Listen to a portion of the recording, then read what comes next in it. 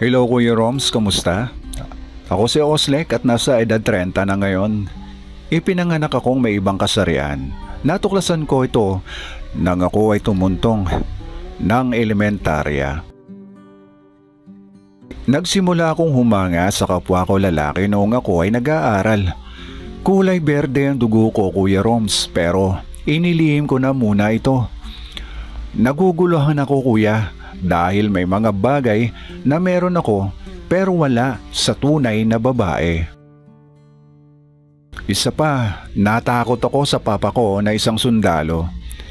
6 kaming magkakapatid at puro lalaki at ako ang bunso. Kilalang mato ng papa ko sa lugar namin, Kuya, kaya kailangang itago ko ang tunay kong kulay. Nang mag-high school ako, dito ay unti-unti ko nang iniladlad ang pagkatao ko. Pero pagdating sa bahay, lalaki ako, Kuya Roms. Mahirap pigilan ang tunay na pakiramdam, Kuya. Binabawi ko naman ang lahat sa pag-aaral ko ng mabuti. Mataas ang grado ko at consistent with high honor ako. Kaya naman ay tuwang-tuwa at proud na proud sa akin ang parents ko. Lalo na ang papa ko na balak niya akong ipasok sa isang military school. Pero nanindigan ako na ibang kurso ang kunin ko. Nang mag-college na ako, ay nag-enroll ako, Kuya Roms, sa kursong accountancy. Galit na galit si papa sa akin, kaya lalo akong nagtiis sa galit niya. Okay na rin, kaysa naman magsundalo ako na pinakaayaw ko. Masaya naman ako sa kursong kinuha ko. Marami akong classmate na pogi. Isa na nga dito si Justin, matangkad, tisoy, gwapo at malaki ang kanyang puso, Kuya Roms. Pero ayaw kong pansinin ni Justin, kaya ginagawa ko ang lahat para sa kanya. Tinutulungan ko siya sa lahat ng mga bagay, lalong-lalo na sa kanyang mga academics. Pero hindi pa rin sapat. Kaya nang magkaroon kami ng program ng Foundation Day ng school namin ay sumali ako sa program. Dahil marunong naman akong sumayaw, nagpresenta ako. Nang dumating ang araw na yon, ay todo handa ako. Tandang-tanda ko ang araw na yon. 3rd year college na ako noon. Nagpaganda ako, Kuya Roms. Nagbihis babae ako. Halos walang nakakakilala sa akin sa unang tingin. Akala ng lahat ay artista ako sa ganda ko. Nagtago ako sa pangalang Elise, Kuya Roms. Nakita ko naman ang reaksyon ni Justin at masayang masaya siya. Lalo na ako kasi yun naman ang pakay ko, ang mapansin ako ni Justin. Pero wala akong kamalay-malay na ang tuwa at saya na aking naramdaman ay pansamantala lamang pala. Nakita ko ang mga kuya ko at ang papa ko na nakatingin sa akin mula sa malayo. May bakas ng galit at sama ng loob ang kanilang mga itsura. Sandali nila akong pinagmasdan at hindi nagtagal ay nawala na sila sa paningin ko. Habang ako ay giyang na nagtatanghal sa gitna ng entablado at sa harapan ng mga naghihiyawang mga tao, ay bigla namang napuno ng kaba at takot ang aking puso. Ganun pa man ay tinapos ko ang aking pagtatanghal at kaagad na bumaba ng entablado pagkatapos. Tinuntun ko kaagad ang daan pa uwi sa aming bahay. Pero pagkapasok ko sa pagbukas ng pintuan, tadyak, sapak, magkasunod ang aking inabot mula kay Papa. Ang kanina'y mapupulang mga labi at pisngi na gawa ng mga kolorete. Ngayon, mas lalo itong namula sa ginawa ni Papa. Walang puwang ang mga kagaya mo sa pamilyang ito. Magkasunod pang jab, left hook, uppercut ang ibinigay ni Papa sa akin. Wala akong nagawa kundi ang saluhin ang lahat. Nagmamakaawa na ako kay Papa hanggang sa tuluyan na akong bumagsak sa sahig. Si Mama parang pulis, huli na dumating. Nasalo ko na lahat bago niya naawat si Papa. Todo ang iyak ni Mama, yakap-yakap niya ako. Tumigil si Papa pero hindi nawala ang galit niya. Napayakap ako kay Mama. Kung hindi niya naawat si Papa ay malamang natuluyan na ako na knockout. Ilang araw pa ang lumipas ay napuno ng tensyon ng bahay. Hindi na ako kinakausap ng mga kuya ko. Pakiramdam ko ay para akong isang maduming basahan na iniiwasang mahawakan. Tanging si Mama lamang ang aking karamay. Siya ang umaalo sa akin. Pilit pinalalamig ang mainit na tensyon sa loob ng bahay.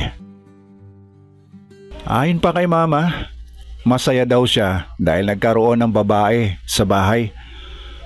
Tanggap ako ni Mama, Kuya Roms. Pumasok ako sa school makalipas ang 3 araw na pagliban sa klase.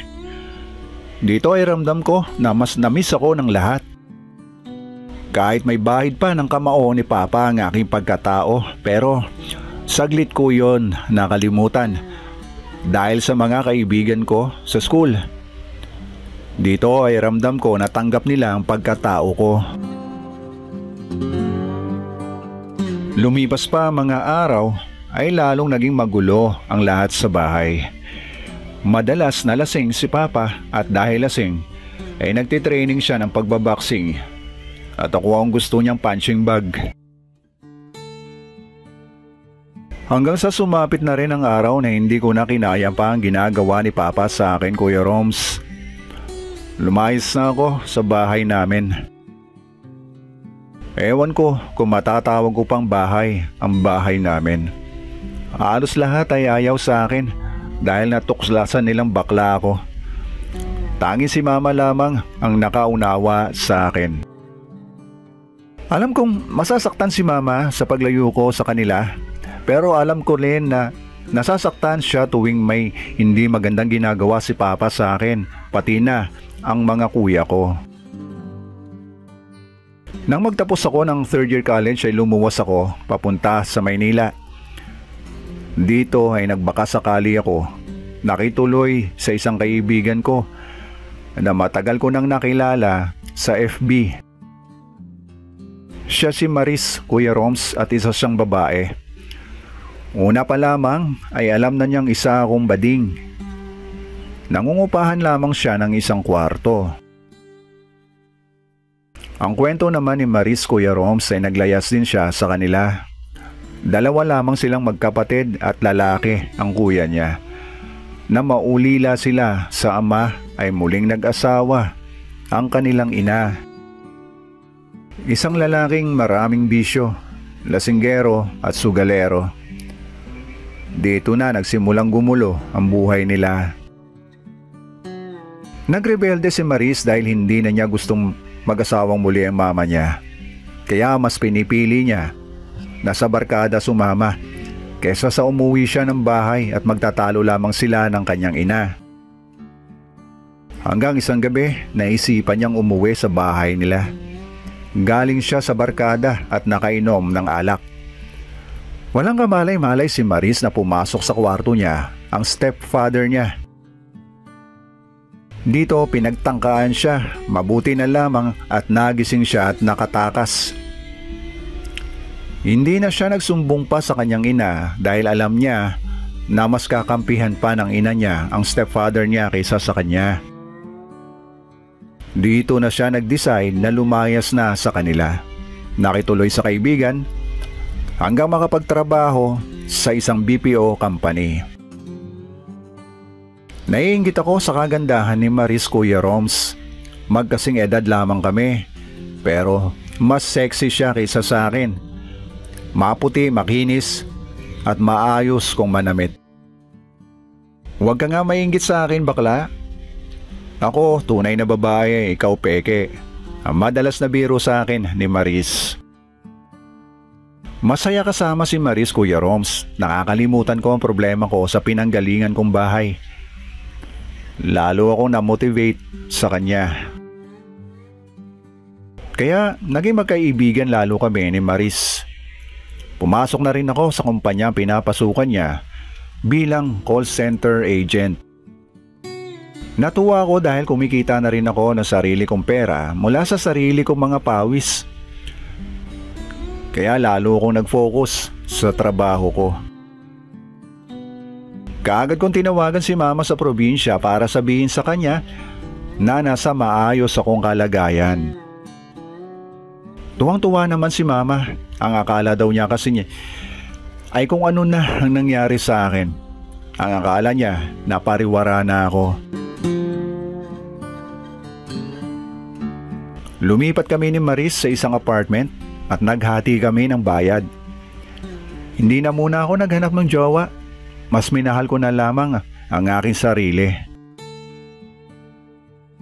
Hanggang mas ginugusto ko na lamang na baklang natural na lamang ako. Ibig kong sabihin, hindi na ako nagtago sa pangalang Elise. Mas gusto ko ang pangalang Oslek. Mula sa original ko na pangalang Celso. Hindi na ako nagbibihis babae. Nagpaikli ako ng buhok. Pero syempre, bakla pa rin ako na humahanga sa kapwa ko lalaki. Bumalik ako sa pag-aaral ko, Kuya Roms. Habang nagtatrabaho sa gabi ay pumapasok naman ako sa tanghali. Ipinagpatuloy ko ang kurso ko dahil 1 taon na lang naman ay gagraduate na ako. Oy, Beshi, gwapo mo pala. Kaso bakla ka pa rin talaga eh. Ang pangiinis sa akin ni Maris. Hanggang isang araw, nadatnan ko si Maris sa apartment na may kasamang lalaki. Oslek, si Sherwin, boyfriend ko. Sherwin, si Oslek, best friend ko. Ang pakilala sa akin ni Maris. Masaya ako para sa kanya dahil nakikita kong masaya si Maris. Naging madalas ang pagpunta ni Sherwin sa unit. Madalas ang pagkikita nila ni Maris. Makalipas ang ilang buwan, nadatnan ko na umiiyak si Maris, Kuya Roms. Iniwan daw siya ni Sherwin dahil natuklasan niyang may asawa at pamilya na pala. Ang malaking problema, buntis siya at si Sherwin ang ama. Dahil kaming dalawa lang naman ni Maris ang nasa bahay, kinausap ko siya na masinsinan. Naku na ang tatayong ama ng bata. Nagulat si Maris nang marinig niya ang mga sinabi ko. Pinanindigan ko, Kuya Roms, ang anak ni Maris. Pinabinyagan namin ito at apelyido ko ang ibinigay ko sa kanya. Nagsama kami ni Maris bilang mag-asawa.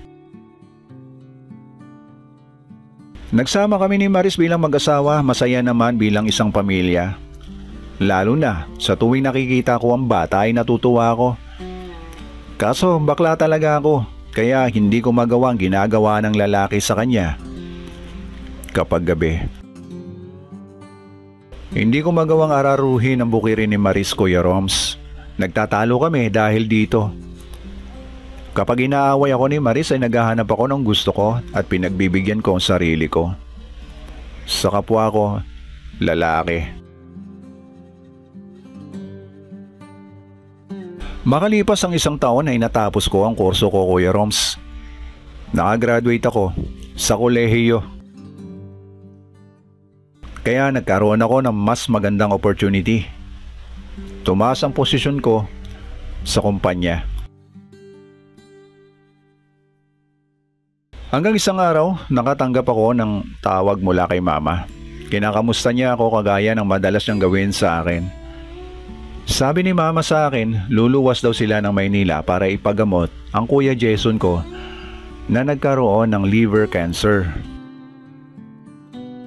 Kahit sinasabi ni mama na patawarin ko ang mga kuya ko pati si papa, ay tila nang wala na ang amor ko sa kanila.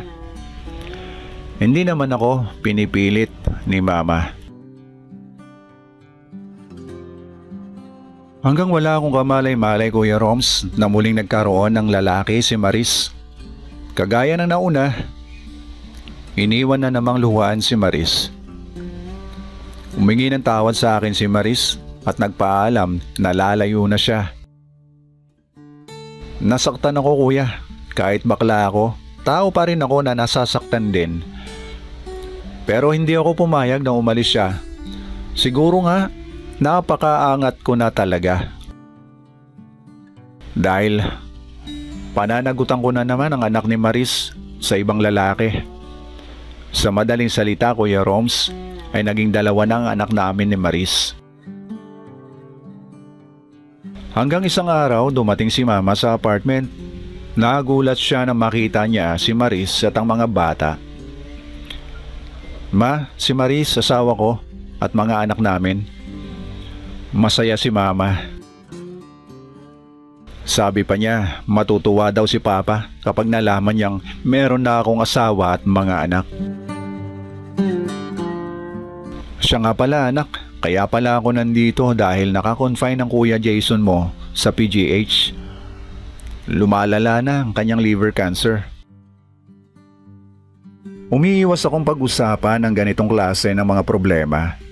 Iniisip ko na tama lang siguro sa kanya yon dahil sa mga ginawa nila sa akin noon. Pero ayoko, masaktan pa si Mama. Kasama pala ni Mama ang asawa at isang anak ni Kuya Jason na maliit pa.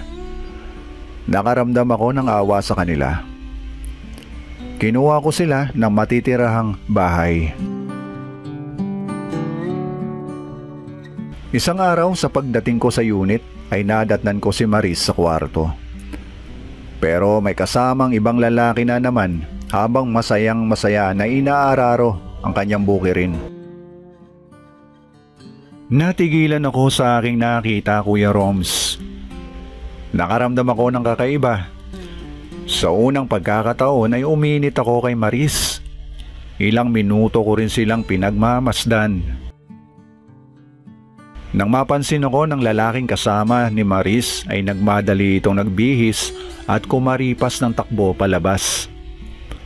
Nagmadali din akong lapitan si Maris. At ipinagpatuloy ko ang natigil na pag-aararo sa kanya ng lalaki. Kanina lang, nagulat si Maris sa akin sa ginawa ko. Nakatapos kami pareho. Sumunod na mga araw ay dinalaw ko si Kuya Jason sa ospital. Nalaman ko kung ano ang kailangan upang mailigtas ang buhay niya para sa kanyang pamilya. Sumunod na pangyayari ay okay na si Kuya Jason. Napaluha na lamang sina Mama at Papa, pati mga kapatid ko nang makita nila akong nakahiga sa isang bed. Humingi ng tawad si Papa sa akin. Patawarin mo ako, anak. Hindi ko masukat ang kaya mong gawin para sa kapatid mo para lang mailigtas ang kanyang buhay. Hindi ko nasukat kung gaano kalaki ang kakayahan mo. Ang salita ni Papa habang tumutulo ang kanyang mga luha. Para mailigtas si Kuya Jason ay kinailangan niya ng liver transplant. Maswerte naman at malusog ang katawan ko. Kaya hindi na ako nagdalawang isip na ibigay sa kanya ang kalahati ng aking liver. Humingi din ng tawad si Kuya Jason sa akin at mabuti naman ang kalagayan namin. Muli kami nagsama ni Maris at muli na naman siyang nabuntis. Wala na akong pakialam kung kanino yon, ang alam ko, lahat ng kay Maris ay sa akin. Nakita ko na rin ang unti-unting pagbabago ni Maris. Makalipas ang 2 taon, nagpakasal kaming dalawa. Masayang masaya kami ni Maris, Kuya Roms. Ano man ang sabihin nila ay wala na akong pakialam. Ang mahalaga, hindi nila kayang sukatin ang pagmamahal na meron ako para kay Maris.